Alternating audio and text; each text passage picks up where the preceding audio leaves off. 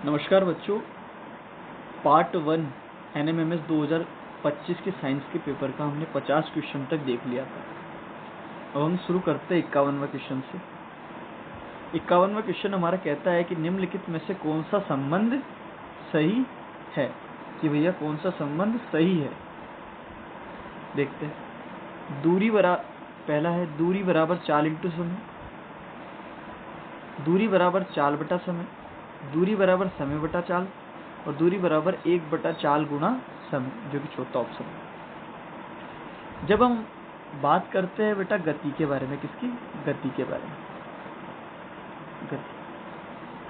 गति बोलते हैं अपन मूवमेंट को। किसको बोलते हैं? मूवमेंट। हम एक स्थान से दूसरे स्थान तक जाते हैं, उसको क्या बोलते हैं? गति। और गति में 3 चीजें आती है: चाल, दूरी और समय। चाल, दूरी और समय। अब देखते हैं चाल, दूरी और समय। तो दूरी बराबर होता है चाल गुणा समय, तो इसका आंसर हो जाएगा सी। दूरी क्या होती है? जब हम एक स्थान से दूसरे स्थान तक जाते हैं, जैसे हम मान के चलते अजमेर से जोधपुर जा रहे हैं, तो अजमेर से जोधपुर में अपन जितना अपन जाते हैं उसको दूरी कहते हैं। जितना अपने को टाइम लगता है वो समय है, और जितनी स्पीड से जाते हैं, अपन कहते हैं ना कि 70 की स्पीड में बाइक चलाते हैं, 60 की स्पीड में बाइक चलाते हैं, हमारा ट्रैक्टर 100 की स्पीड में चलता है, तो इसको चाल बोलते हैं। स्पीड को चाल बोलते हैं, टाइम को समय बोलते हैं, और डिस्टेंस को दूरी बोलते हैं। ठीक है। 51वां सवाल है, पादपों की खाद्य फैक्ट्री क्या है? भाई हम पढ़ते हैं कि पादप का अर्थ होता है पेड़ पौधे। पेड़ पौधे अपना भोजन जिस प्रक्रिया द्वारा प्राप्त करते हैं उसको बोलते हैं प्रकाश संश्लेषण प्रक्रिया। तो पादपों में भोजन बनाने का काम पत्तियां करती है, इसलिए पत्तियों को हम क्या बोलते हैं? पादपों की खाद्य फैक्ट्री। ठीक है। अब हम बात करेंगे क्वेश्चन नंबर 53। चींटी के काटने पर जलन को कम करने के लिए खाने का सोडा क्षार मला जाता है, क्योंकि हमको पता है कि चींटी के डग में फार्मिक एसिड होता है। ठीक है। चींटी हमको जब काटती है तो वो हमारी त्वचा के अंदर फार्मिक एसिड छोड़ देती है, जिससे अपने जलन होती है, ईचिंग होती है, खुजली चलती है। तो हम क्या करते हैं? उस पर खाने का सोडा मल देते हैं, तो अम्ल तो हमारे अंदर है, उस पर क्षार डालते हैं तो लवण बन जाता है, और इससे हमारे उदासीन अभिक्रिया होती है और हमारी खुजली वगैरह मिट जाती है। मतलब अगर अम्ल हमारे ऊपर अटैक करता है तो क्षार से उसका इलाज करते हैं। ठीक है। अम्ल और क्षार मिलके उदासीन हो जाते हैं। ठीक।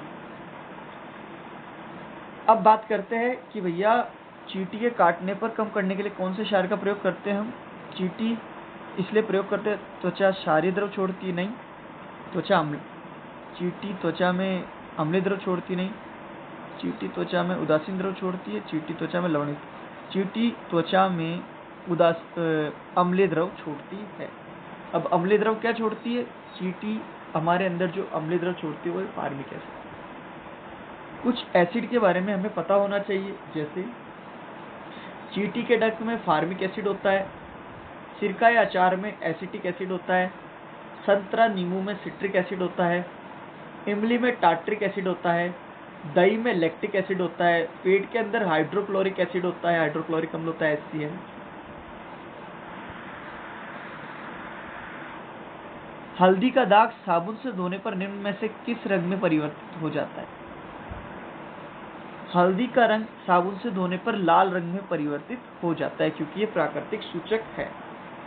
जब हम अम्ल और क्षार टॉपिक पढ़ते हैं तो हम सीखते हैं कि अम्ल स्वाद में खट्टे होते हैं और क्षार स्वाद में कड़वे होते हैं, और अम्ल और क्षार मिलके कौन सी अभिक्रिया करते हैं? उदासीन अभिक्रिया।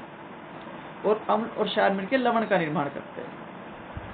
अम्ल और क्षार का पता लगाने के लिए जिनका इस्तेमाल किया जाता है उनको सूचक कहते हैं।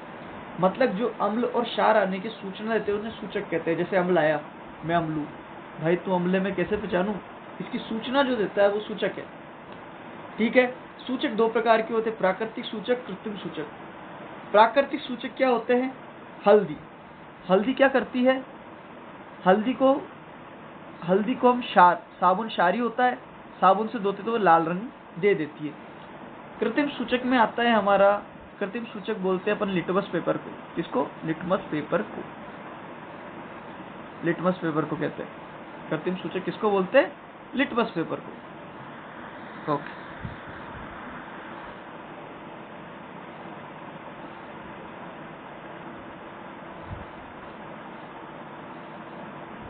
ठीक है।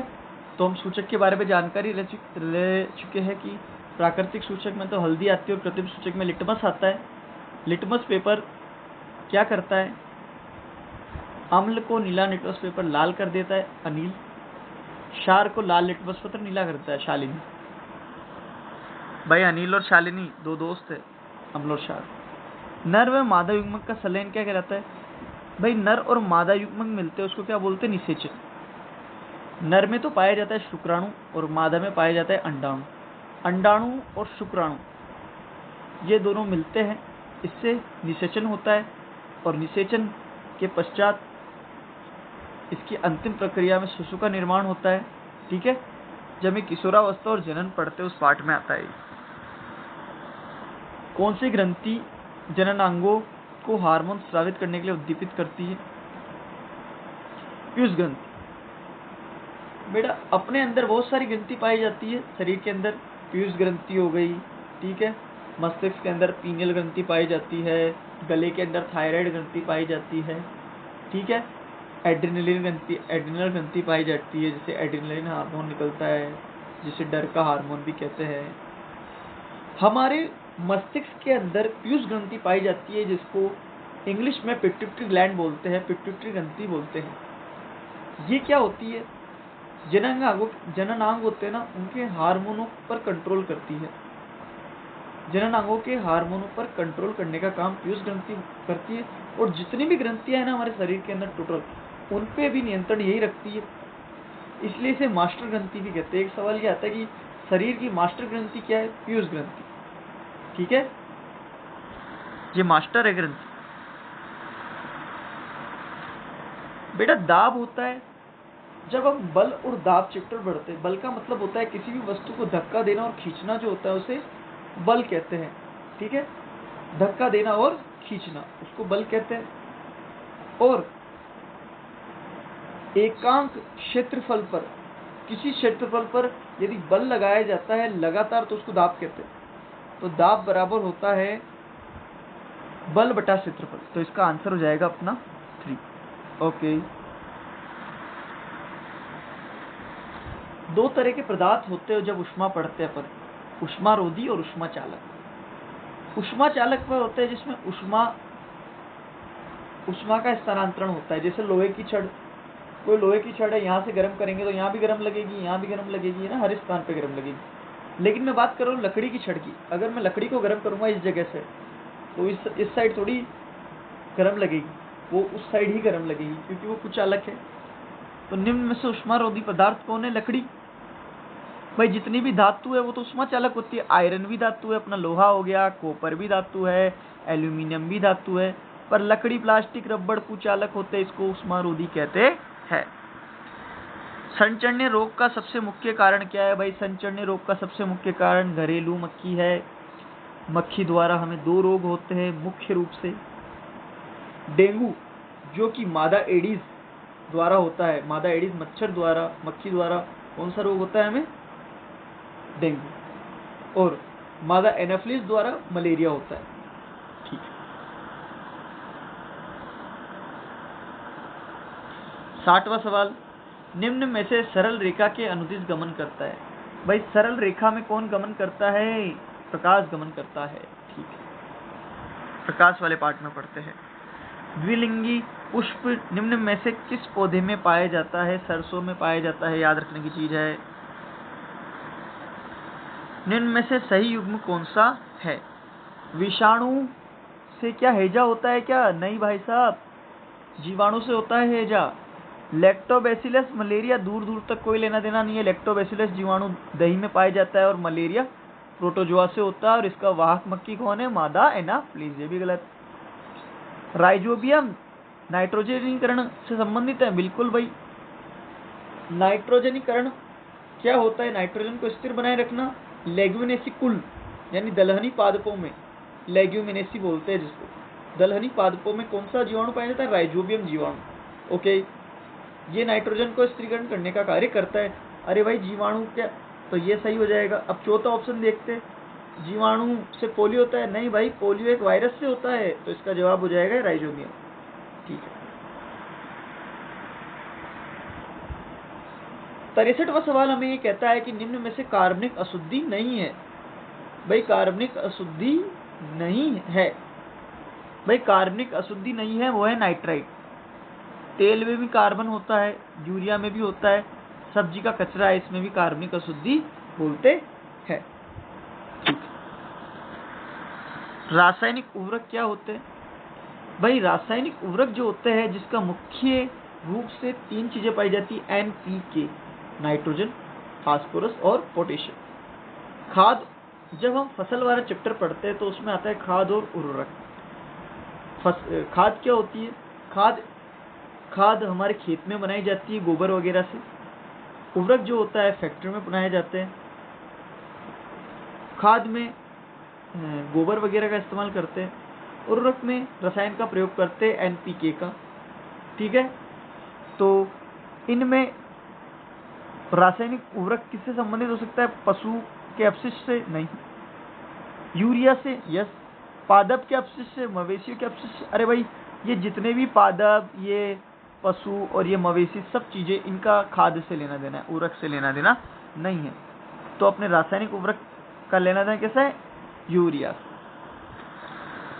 श्वेत प्रकाश में कितने वर्ण पाए जाते हैं? जब प्रकाश तो अपना सीधी रेखा में गमन करता है, जब तक उसके सामने प्रकाश गमन कर रहा है, जब तक उसके सामने कोई रुकावट नहीं आएगी, वो बेचारा गमन करता रहेगा।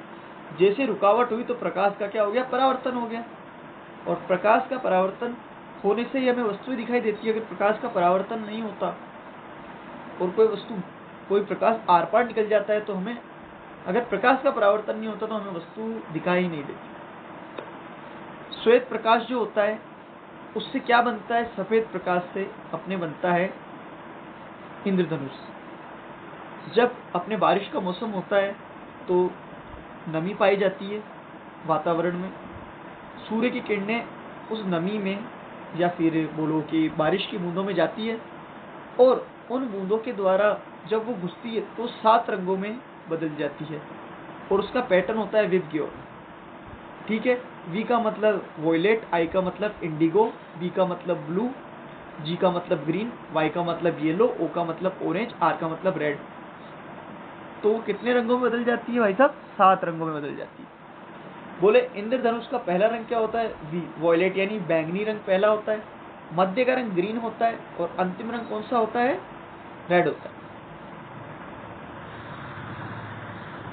निम्न में से बल लगाए गए बल का विरोध करता है। निम्न में से कौन सा बल लगाया गया बल का विरोध करता है? भाई घर्षण बल। जब दो वस्तु एक दूसरे के ऊपर घसीटी जाती है तो कौन सा बल लगता है? घसीटने वाला बल, घर्षण बल। तो मतलब एक वस्तु दूसरे वस्तु के बल का विरोध करती है, वो कौन सा बल होता है? घर्षण बल। ठीक है।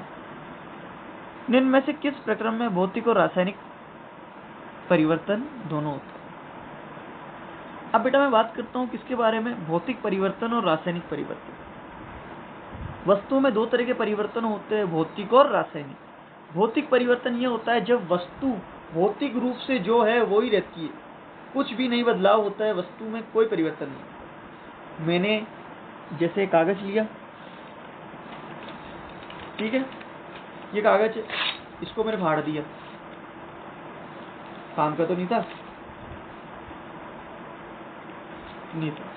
इसको फाड़ दिया। जैसे मैंने इस कागज को फाड़ दिया तो ये लोहा बन गया क्या? ये रहा तो कागज ही ना। तो इस परिवर्तन को बोलते हैं भौतिक परिवर्तन। जब वस्तु की वास्तविक स्थिति में कोई परिवर्तन नहीं आता, वस्तु वही रहती है, उसे कहते हैं भौतिक परिवर्तन। ठीक है। लेकिन जब वस्तु ही बदल जाती है, इस परिवर्तन को क्या बोलते हैं? रासायनिक परिवर्तन। मतलब जैसी है वही बदल जाती है। जैसे लोहा था, उसको बाहर रख दिया बारिश में, तो उस पर जंग आ जाता है, तो लोहे से क्या बन गया? जंग बन गया, वस्तु तो बदल गई ना। इस परिवर्तन को क्या बोलते हैं? रासायनिक परिवर्तन। अब एक सवाल बहुत पॉपुलर है कि भौतिक और रासायनिक दोनों परिवर्तन किसमें आते हैं? मोमबत्ती में। मोमबत्ती जलती है तो प्रकाश उत्पन्न होता है, पहले प्रकाश नहीं था, रासायनिक अभिक्रिया हो रही। मोम पिघल रहा है, उससे वापस मोमबत्ती बना सकते हैं। मोम तो मोम ही रहा, तो इसमें दोनों परिवर्तन हो रहे हैं। सहवन का किसके द्वारा होता है भाई? सहवन विधि द्वारा उष्मा का स्थानांतरण होता है। बेटा सहवन उष्मा के स्थानांतरण की विधि कितनी है? 3। किसी भी वस्तु का गर्म या ठंडा पाया जाना उष्मा कहलाता है, और उष्मा का मापन अपन तापमान से करते हैं। ठीक है, कोई वस्तु का तापमान जितना कम होगा उतनी वो ठंडी होगी, जिसका तापमान उतना ज्यादा होगा वो उतनी गर्म होगी। जैसे 16 डिग्री और 25 डिग्री की बात करूं, दोनों में से ठंडा कौन होगा? भाई तापमान जितना कम होगा 16 ठंडा होगा, 25 गर्म होगा। ठीक है, ये चीज याद रखना। इसके उष्मा स्थानांतरण की 3 विधि है: चालन, सहवन और विकिरण। चालन ठोस में होती है, सहवन होती है जल और वायु में, और चालन, सहवन, विकिरण। विकिरण जो विधि होती है वो सूर्य में होती है। सिंचाई की आधुनिक विधियां। बेटा सिंचाई की आधुनिक विधियों में 2 विधियां आती है: ड्रिप तंत्र, जिसको तो बोलते हैं बूंद बूंद सिंचाई, ओके, और दूसरी विधि आती है उसको बोलते हैं अपन स्प्रिंकलर, फव्वारा विधि। ठीक है, ड्रिप तंत्र, तो इसका आंसर ड्रिप तंत्र है। भाई रहट भी पुरानी विधि द्वारा पानी पिलाना, चेन पंप भी पुरानी है, ढेकली भी पुरानी है। ठीक है भाई साहब। 70वां सवाल अपना कहता है कि ऊष्मीय मान का मात्रक है। ऊष्मीय मान का मात्रक है kilo joule kilogram, kilo joule by kilogram. Okay, आगे की जानकारी हम आगे की वीडियोस में लेंगे। नमस्कार।